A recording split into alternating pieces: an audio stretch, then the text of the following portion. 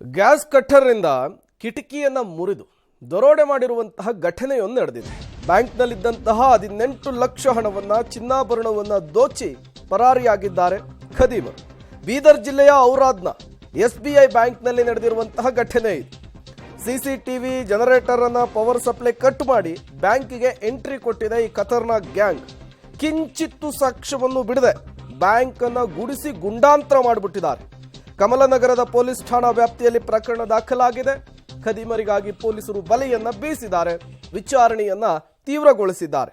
Gas ಕಟ್ಟರ್ನಿಂದ ಕಿಟಕಿಯನ್ನ ಮುರಿದು ದರೋಡೆ ಮಾಡಿರುವಂತಹ ಘಟನೆ ಬೀದರ್ ಜಿಲ್ಲೆಯ ಔರಾದ್ನ SBI ಬ್ಯಾಂಕ್ನಲ್ಲಿ ನಡೆದಿರುವಂತಹದ್ದು. ಬ್ಯಾಂಕ್ನಲ್ಲಿದ್ದಂತಹ 18 ಲಕ್ಷ ರೂಪಾಯಿ ನಗದು, ಕೇಜ್ಗಟ್ಟಲೆ ಚಿನ್ನಾಭರಣ ಎಲ್ಲವನ್ನು ಕೂಡ ತುಂಬಿಕೊಂಡು ಪರಾರಿಯಾಗಿದ್ದಾರೆ.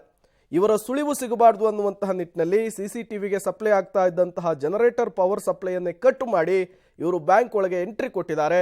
ಹಾಗಾಗಿ ಅವರ ಯಾವುದೇ ಒಂದು ಸಾಕ್ಷ್ಯವೂ ಕೂಡ ಸಿಗ್ತಾ ಇಲ್ಲ.